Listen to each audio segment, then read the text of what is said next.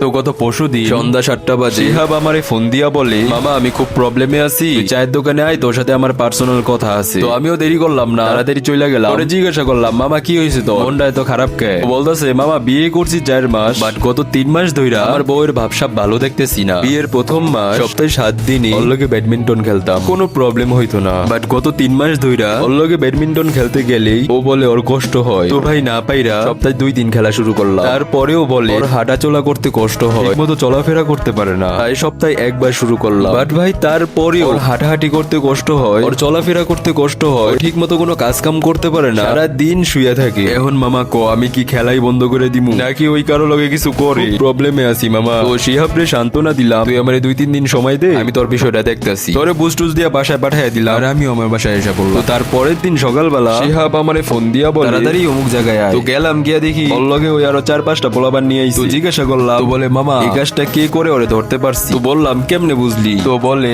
গতকাল রাতে যখন আমি আমার বউয়ের লগে খেলতাছি তখন ও বলে আমার কষ্ট হইতাছে, পরে আমি নামে পড়লাম। বললাম দেখছো আমার আরো ইচ্ছা থাকা সত্ত্বেও আমি নাইমা পড়ছি, শুধু তোমার ভালোবাসি বইলা। পরেও আমারে জড়াইয়া ধরে কান্না করে দিছে। তো জিজ্ঞাসা করলাম কান্না করো কে? পরে বলে তুমি আমাকে ভালোবাসো বইলা তোমার ইচ্ছা থাকা সত্ত্বেও আমার কষ্ট হয়, তাই আমি সাথে সাথে নাইমা পড়ো। বাট তোমার বন্ধু সাহেব ওরে যদি বলি কষ্ট হয় পারতাছি না, তখন ওই হাত পা বাইন্দা আবার শুরু করে, কানলেও ছাড়ে না প্রতিদিন।